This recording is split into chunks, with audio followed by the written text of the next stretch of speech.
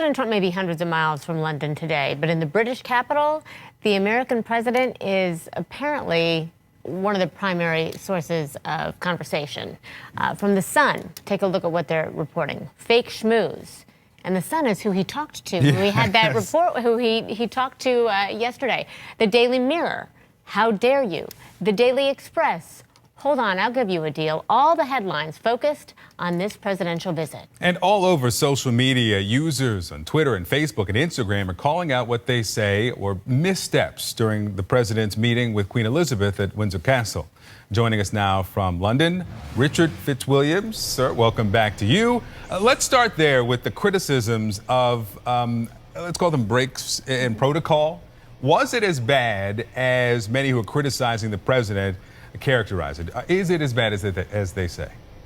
Well, I mean, obviously it was an important moment. The Queen meeting the President and then inspecting the Coldstream Guards, which is the oldest regiment in the British Army. Now, if you actually looked at the way that was handled, it appeared that the President was inadvertently, no doubt, blocking out the Queen. It was something that could so easily have been rectified if Donald Trump had been prepared to do a rehearsal, which I suspect that he hadn't. He certainly wandered down the lines of guardsmen, looking, I thought, as though he was about to play a round of golf. But that was just my impression. All I can say is, of course, his mother was Scottish. We know he wanted to meet the Queen. Unquestionably, it was an important moment for him, but it certainly could have been handled better. And there's no doubt you want a moment like that to go smoothly. You don't want it all over Twitter.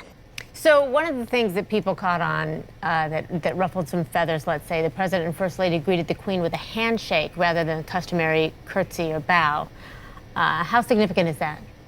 Well, I understood from what I saw, and I have read this elsewhere, that as the President got out of his car, he bowed. So the bow was early. I mean, again, this comes back to a matter of rehearsal, of knowing precisely what you're going to do, and I think he does a certain amount, as we know very well that he does, that he feels like doing. I mean, it's very difficult, this area, because it brings back memories of 1981 and Nancy Reagan when she met the Queen.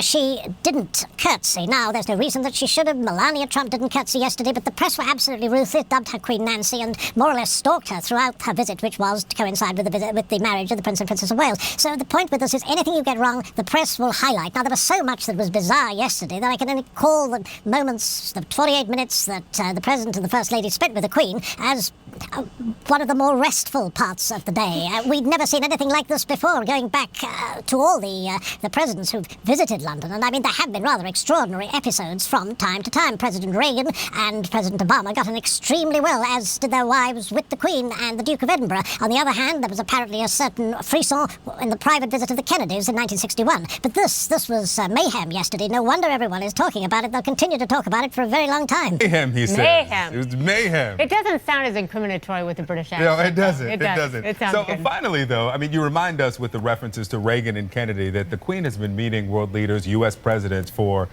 more than 6 decades now. Is there any indication that she is bothered by this? And if so, how much? The Queen never gives an indication as to her feelings. She's a symbol of national unity and a very pivotal part as Britain goes into unknown waters outside the EU, or so we presume. We don't know what she thinks, and there's a great deal of strength in that. She's also above party politics, so we won't know what the Queen thought. We know that the Queen greeted the Trumps with a charming smile. We could also see from the earlier news conference with Prime Minister Theresa May that May was having a great deal of difficulty looking anything other than extremely strained, whilst compliments rained down upon her from Trump at the press conference, when the Sun newspaper that same morning had been anything but complimentary when he'd attacked her.